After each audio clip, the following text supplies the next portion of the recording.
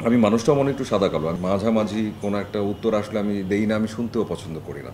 Request করি যে খুব এক্সপেন্সিভ জিনিস যেন কেউ কখনো না দেন। চিঠি লেখা, চিঠি দেয়া এটার প্রতি আমি ভীষণ দুর্বল। আল্লাহ যদি কাউকে ভালোবাসেন, সেই জায়গাটা দেখা যায় আসলে আশপাশের মানুষের ভালোবাসার মধ্য দিয়ে। বিশেষ কোনো কারণ না, আসলে পছন্দের রং থাকে না কিছু। পছন্দের রংটা আসলে সাদা কালো এবং আমি মানুষটাও মনে একটু সাদা কালো। আমি খুব সোজাসাপটা কথা বলি, কথা শুনতেও পছন্দ করি। আম মাঝামাঝি কোনো একটা উত্তর আসলে আমি দেই না, আমি শুনতেও পছন্দ করি না। আম যে কারণে হয়তো হতে পারে যে সাদা আর কালোর প্রতি একটা আলাদা ঝোঁক আছে। আর জানি না, আমার কাছে এটা মনে হয় যে সাদা আর কালো ছেলেদেরকে ভালো দেখায়, যেকোনো ছেলেকে। যে কোনো কমপ্লেক্সনের হোক না কেন, আসলে এই কালারটা সবাইকে মানিয়ে যায়। হ্যাঁ, এটা অস্বীকার করলে আসলে মিথ্যা বলা হবে। প্রচুর গিফট পাওয়া যায়, পাওয়া হয় এবং আমি আসলে আমি আসলে প্রত্যেকটা গিফটকেই আসলে আমি সম্মান জানাই। সেটা যদি একটা বইও হয়, সেটা যদি একটা ফুলও হয়, আমার কাছে মনে হয় যে কেউ আসলে ভালোবেসে পাঠিয়েছেন, কেউ আদর করে, মায়া করে পাঠিয়েছেন। তো আমি আসলে রিকোয়েস্ট করি যে খুব এক্সপেন্সিভ জিনিস যেন কেউ কখনো না দেন। কিন্তু যেটা আমাকে পাঠান আমি চেষ্টা করি সেটা আ পড়তে। আ সেগুলো আসলে পছন্দ অপছন্দের ঊর্ধ্বে। এবং এটাও সত্যি যে বিশেষ দিনগুলোতে আসলে যেমন এই যে এখনও যেটা পড়ে আছি সেটাও আসলে একটা আ জায়গা থেকে গিফটের জায়গা থেকেই পড়া।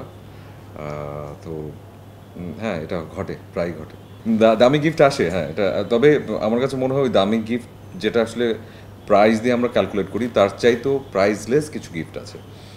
আমার কাছে কিছু হয় না যারা আমাকে পছন্দ করেন সেই সময় থেকে অনেকেই আছেন যারা আমি যেমন চিঠি পছন্দ করি যে চিঠি লেখা, চিঠি দেয়া এটার প্রতি আমি ভীষণ দুর্বল এবং আমার কাছে মোটামুটি ৩টা-৪টা ড্রয়ারই আছে যেখানে কিনা আসলে হ্যাঁ এবং এত সুন্দর করে কিছু জিনিস লেখা বিশেষ করে এবারের যদি বার্থডের কথাও বলি এবারও আসলে একটা ছেলের নাম হচ্ছে জুনায়েদ, তার মার নাম হচ্ছে রাফেজা, যিনি আসলে খুব বেশি পছন্দ করেন এবং আমি বিভিন্ন জায়গায় ওনার লেখালেখি দেখি এবং এই জুনায়েদ ছেলেটা আসলে এরকম রাত জেগে জেগে কিছু বড় বড় কার্ড বানিয়েছিল এবং সেই কার্ডগুলো পাঠিয়েছে এবং এবারের বার্থডেতে যদি বলি আমার কাছে বেস্ট গিফট মনে হয়েছে ওটা।